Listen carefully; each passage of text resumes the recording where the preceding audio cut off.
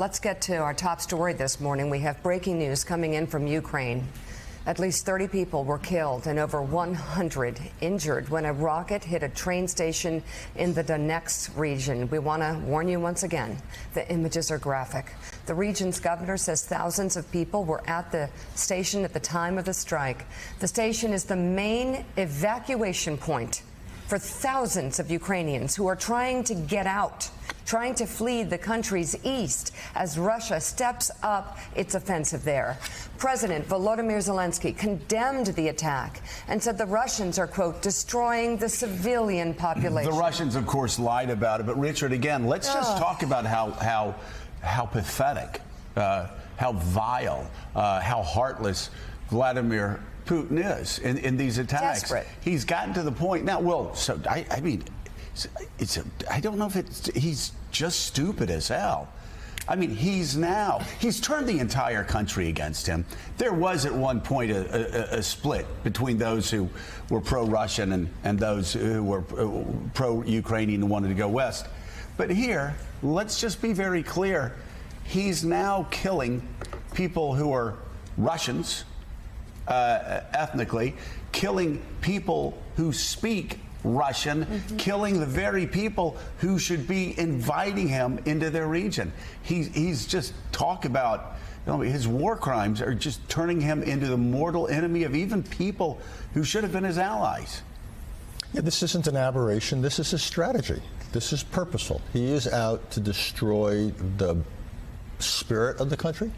He's out to depopulate the eastern areas of the country. And again, this is not somehow an exception. This is exactly what it's about. Obviously, these are war crimes, but it's part of a larger strategy. Well, that's what I don't understand. If he wants to depopulate, why doesn't he just let them go? Well, again, because part of this is to break the will and the backbone of Ukraine, to basically say you will not be a viable country. Again, that's what began this war.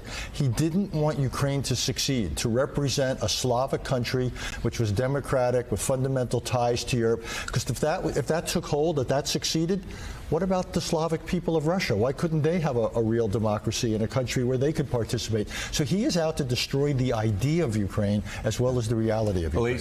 He's lost the narrative war, though. The fact that he's so much on the defensive, and Ukrainians have really persevered in giving the world the idea that they have a fighting chance, which they do, and the momentum, the battlefield momentum, how could it change over the next 2 weeks? For if the Ukrainians had a moment, if they could really marshal some strength, if we gave them what they needed, could they have the moment that finally yielded a blow to the Russian psyche? Well, here? we're going to look. There's two wars. There's his war against the Ukrainian cities and people. There's the Ukrainian war against the Russian army. Right now, though, you're right. The next couple of weeks are going to be critical because what we're going to do is see a war of mass. The Russians are massing in the east. The question is whether the Ukrainians can counter it. That's why you're hearing all this talk now about arm Ukraine.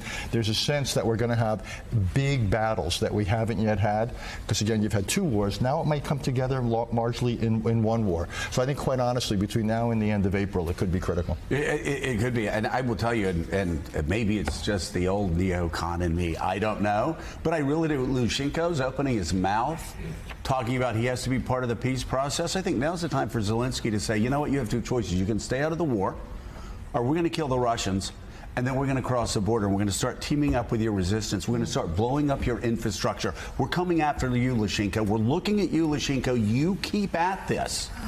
And you're not going to be in charge of your little country anymore. Your dictatorship's going to be over because there are a lot of people inside the country that want you out. And guess what? We've got weapons and we're coming for you. At some point, I mean, they've pushed the Russians out, and now you have Lushenko, who's allowing war criminals to traipse through his country, to go back to Russia, to commit more war crimes. At some point, the West needs to support Ukraine enough that they can make that credible threat, and make that threat at Lushenko and start putting people back on their heels.